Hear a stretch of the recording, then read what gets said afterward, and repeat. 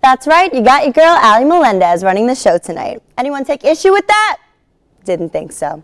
So we have a couple news items to talk about. Believe it or not, that may or may not be a couple weeks old. So why don't we hop in the DeLorean, crank that baby to 88, and kick off another episode of the Oneonta Movie Show. Woo-hoo!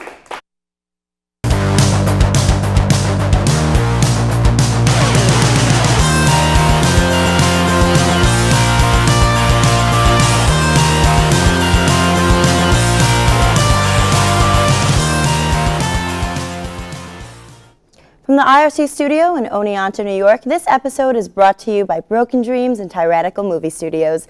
But before we talk about Ben Affleck not directing Batman anymore, let's meet our hosts. First up, he's the only guy with a brain that withholds every single quote from the 1997 film Batman and Robin. It's Chris Turnbull, everyone. What a terrible gift to bear.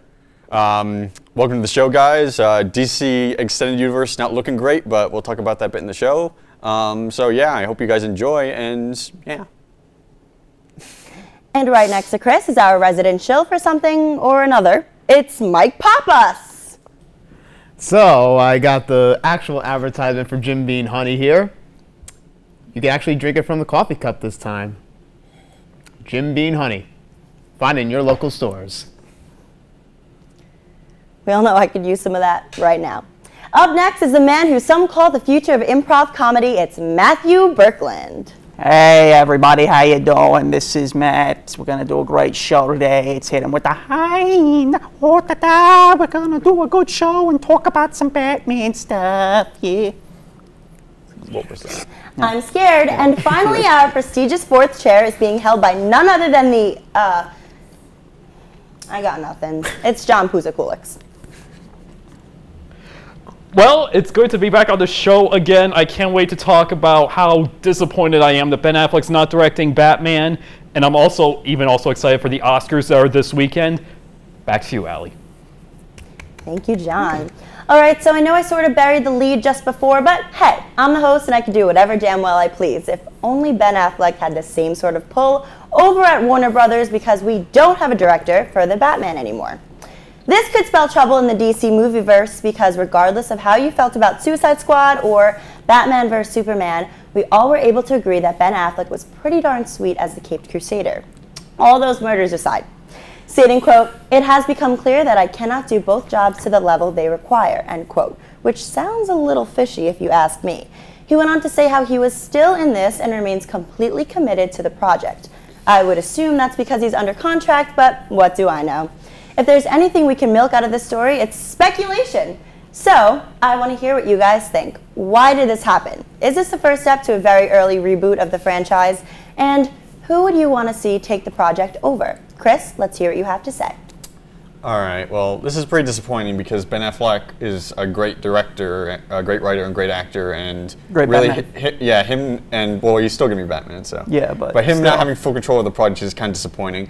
Matt Reeves, the director of Rise of the Planet of the Apes and Dawn of the Planet of the Apes, was actually going to be was actually in talks to direct the Batman, but those talks broke down like a couple days ago, and now we're back to square one where we have no one in the chair. And he was a good director too. Yeah. He was.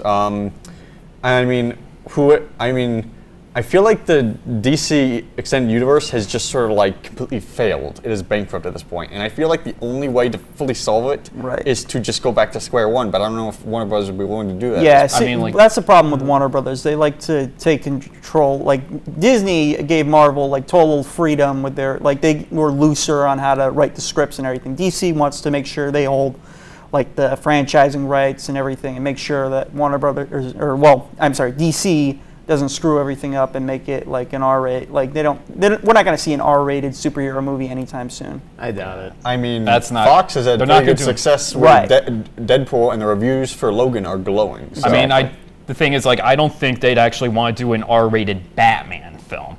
Like Deadpool basically, based on the comics, Deadpool had to be rated R. And with Wolverine, Batman, because, okay, yes, so many younger generations do love Batman, and while it is dark, it's not he doesn't exactly go to the full extent like Deadpool would, but he probably wouldn't want to push PG-13. Yes. Well, beyond PG-13. Yeah, and now the question is, who is going to fill this chair and direct? Because we currently have, of course, we already know who Batman is. The writers are Ben Affleck, Chris Terrio, and Jeff Johns, who is a huge part of the DC comics. He's done a lot of comics, including, I'm pretty sure, the entire reinvention of Green Lantern. So it's nice having him on board. But we don't have a director. If I could think any director, I would probably, I know this will never happen, but George Miller. Because he actually has a very good relationship with Warner Brothers recently after Mad Max Fury Road. Yeah, of course, I know that's not going to happen, but I would still love to see it because he's a great visual storyteller. And in a Batman movie, I don't think you need a ton of dialogue. So he's I think sort of it a would work pretty one-trick pony, George Miller, like with Mad Max. So he's done. based on. He's actually really flexible because he's done Mad Max, Happy Feet, and Babe in the Big City. That's all he's done, and it's a very strange even though portfolio, but it works. Yeah, like strange resume, but he could really pull something, pull something out of him, Yeah, they're probably just going to give the job back to Zack Snyder. There's no real. I want that man. I'm pretty sure that they will. No, Zack Snyder. But it's possibly going to happen. It's in the good probability that it will happen. Here's my problem with Zack Snyder. He's really good at taking comic book panels and putting them on the screen. He's really good at that. Yeah. But when it comes to a story, he cannot handle one to save his life. Well, the thing is, he's not writing the story. It's Ben Affleck's story. Well, he gets involved in the script in the movies he directs, and even Wonder Woman's script he had a hand in. Well, this time maybe he'll learn his lesson and stay away from the script. And he's handling the script for Justice League too. So right. And it's really concerning too, because how would a guy who mostly wrote it and was going to direct gets out of it, and then Matt Reeves along the way is out of it too? It's really concerning, how they actually would want this to go, and Yeah, I mean, you have two really good, successful directors, and they both basically said no. So I have to just wonder the details of what Warner Brothers is requiring to be director at this point. Bringing it back to Ben Affleck leaving the directing spot at least.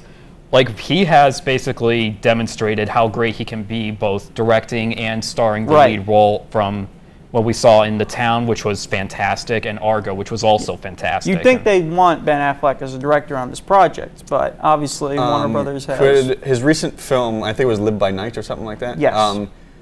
Apparently didn't do very well critically or box office wise, so maybe that's a possibility why Warner Brothers said no. Yeah, the thing that I heard about Live by Night was, I heard it said a lot that it was basically just a rush project that he had to do before he could be Batman again. I mean, that's possible, but I imagine Warner Brothers has him in a huge contract that has required him to be in a couple movies at least. Wait, wasn't Live by Night Warner Brothers project though?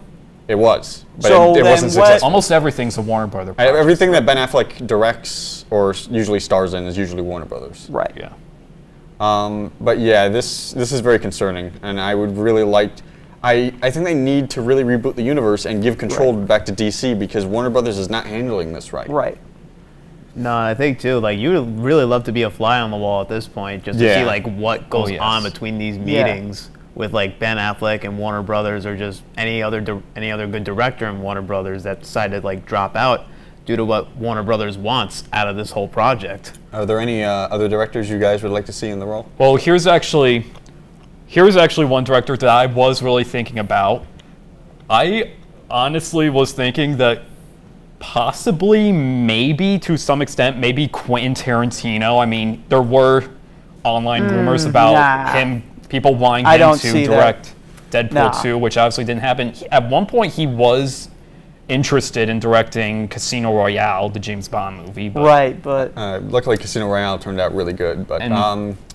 But yeah, I mean, it's an interesting choice, and Quentin Tarantino can do really violent action well, which is what Batman would entail, especially this murderous Batman. Yeah, but Tarantino likes doing his own stuff. He's not he doesn't set to a certain story. He likes coming up with his own stories and all that. Yes, he does. True, but I mean, it's true. But this would definitely be a great new test to Quentin Tarantino's filmmaking abilities, and he has basically said many times that he plans to retire after his 10th movie, but let's get real. We would really want Quentin to do more than 10.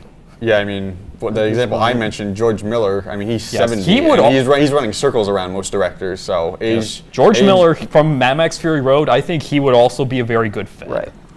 You guys have any names of directors you'd like to see maybe in the chat?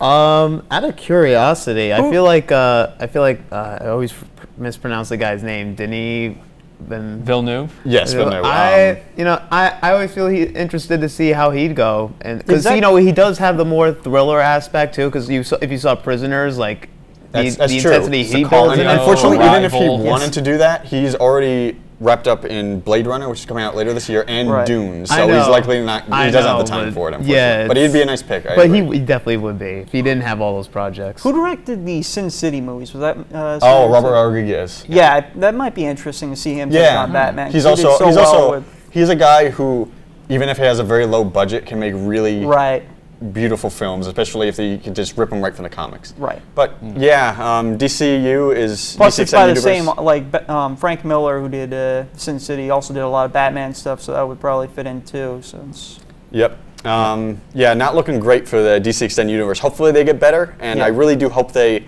just reboot the whole thing, but I highly doubt it. So we'll have to see. We'll see what Wonder Woman looks like later this year. Yeah. All right. What's next? Very interesting thoughts indeed as we throw it to our commercial break. Stay tuned for more Movie Show when we come back.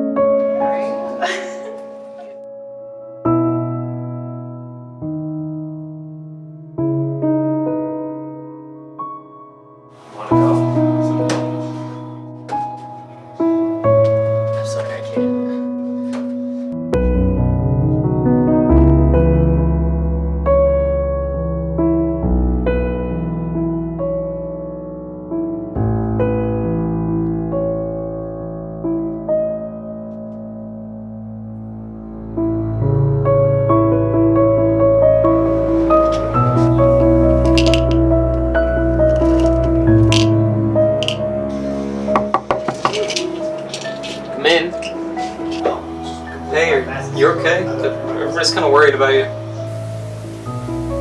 No. I'm not okay.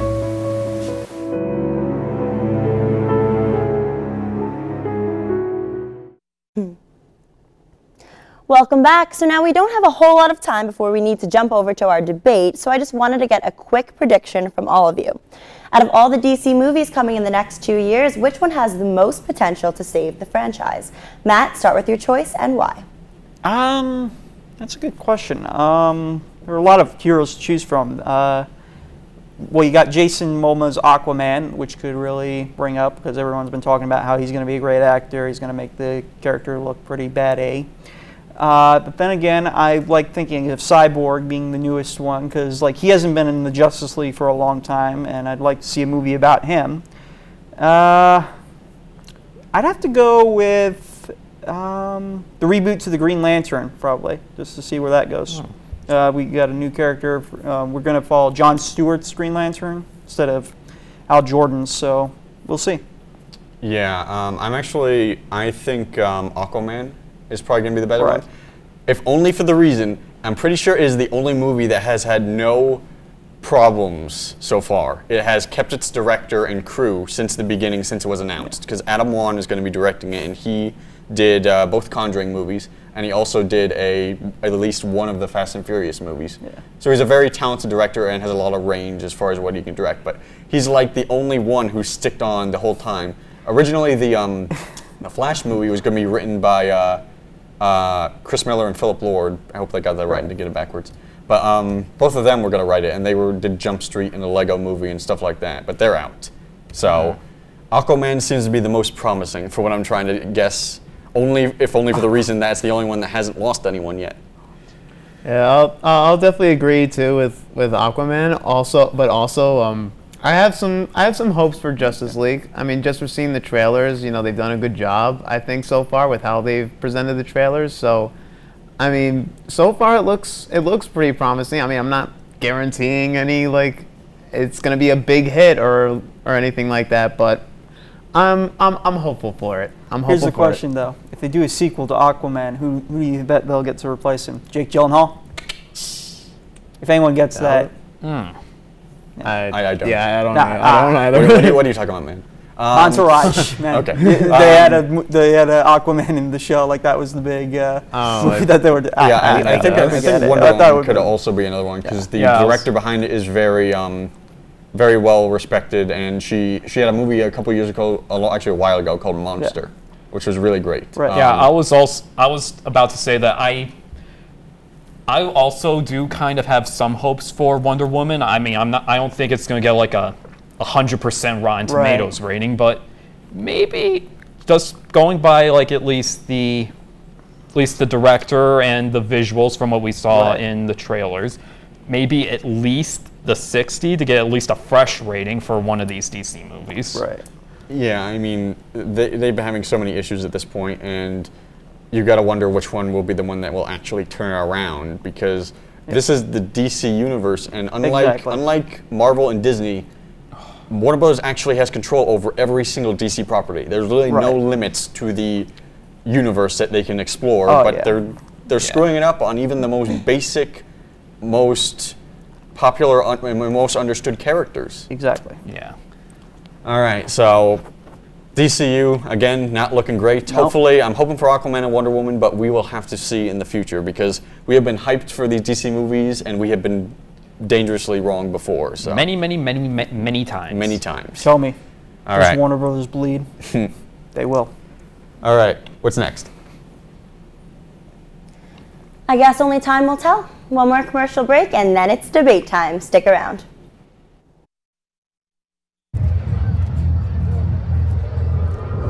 Looking for these? You drive buzzed. It could be one very expensive ride. First, you gotta make bail. Then pay me to get your car back. Your insurance premiums will go through the roof. And my legal fees just keep adding up. All told, it could end up costing you $10,000. Buzzed, busted, and broke. Because buzz driving is drunk driving.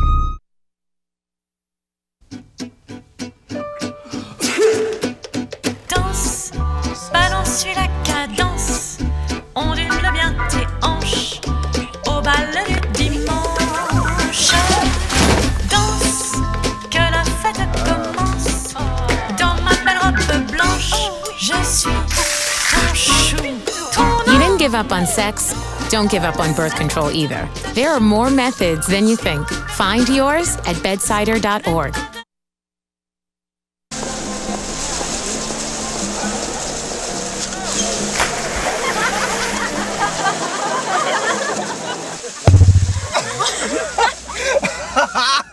My dad's one of the producers. Bring this sweet.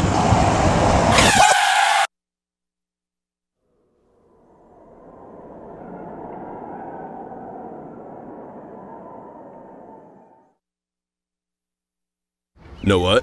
What? Since I got adopted, I've learned a lot about these humans. I know. I mean, check out these two. It's Flirt City over here. Yeah, I noticed that. It looks like my human is definitely into your human. Oh, look! I think she's getting his number. Nice. Your human's got some sweet moves. Takes after his dog. Oh, look, they're doing that thing where they put their arms around each other. She kicked up a leg. It's like in the movies. That's awesome. Looks like we're going to be hanging out a little bit more. Welcome one, welcome all to the movie debate I'm sure at least one of you was waiting for.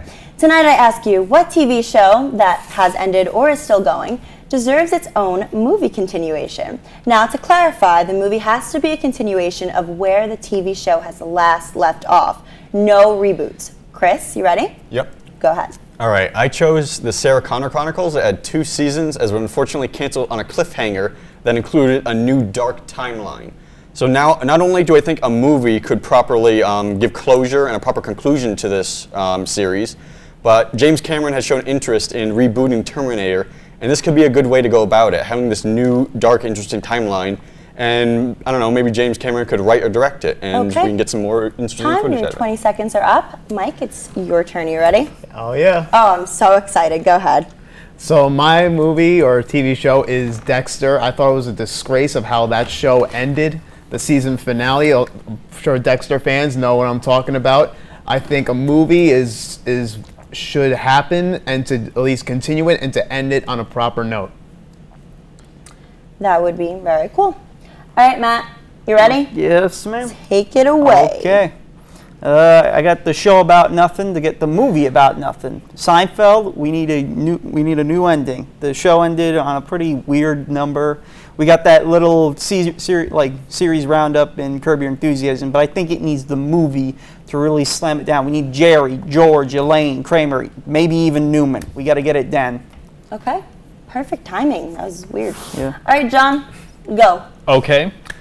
I think Stranger Things should be getting a movie continuation. The series really was absolutely spectacular. The plot, the characters were all interesting, and it definitely did help revive the Seinfeld genre for television. I think that would absolutely be great to move that into film. All right. Awesome, guys. Well, everyone has spoken, so whoever would like to comment on someone else's argument may begin now. Again, why would you pick Seinfeld? It's literally a show. Why would you pick an action show? What would That's be such a about cliche Seinfeld? thing. It'd be a movie about nothing. Then why make exactly. That movie would have no At least point. it's more original than your show, Sarah Connor. So we've got Terminator Genesis, Terminator Salvation, Terminator Judgment Day. Why do we need another Terminator movie? Because it is the best thing that happened in the Terminator franchise since Terminator 2. And not only that, but James Cameron, as shown, he wants to recreate the franchise. And this could be a way about going about it while also continuing the TV show. And yes, Sarah Connor Chronicles was the best thing about the franchise since Terminator 2, because Terminator 3 is bad. I'm sorry. They're going to recast Christian Bale for John Connor? Is that the plan? Yeah. Spoilers. I can't say it, but let me put it this way: John Connor would not be in it. That's an important part of the Dark New Universe. Christian Bale running around screaming on the set. You picked Stranger Things. Stranger Things is getting a second exactly. season. Exactly. It's too early. But why would you not want to move that into film? Because because it's too new. Coming. What does Stranger Things benefit from going to film? It's already a small budget show for the most part, and you're not going to make it huge because that ruins the charm. Why would you Who said make it huge? Who said the budget for the movie was going to be huge? Then why just not make it the like? It's a big thing right now. Of course, they're going to make it a huge movie. budget. It's going to be on Netflix as season 2. Really? So you don't think that a movie could pick up after season 2, wherever that ends off? I mean, it could, but they're probably going to continue. If they already advertise it in Super Bowl, Stranger Things is hugely popular. It's going to go on. You can't start off with 2 seasons. And it will go on. It could go on. It could work if it were an animated show, but if it were like it's really too early to say that Stranger Things would just go into a movie after like the first season. Do you want to know one thing that would also? Do you want to know one thing about a Stranger Things movie that would be awesome? Stranger Things, it focuses on not mainly adults, but on kids as the main characters, and we have only seen that in a select few number of decent movies. That's not even the point. The point is it's too early to give Stranger Things a movie. But putting Stranger Things into a movie, that would definitely revive that part. I have a couple things for you.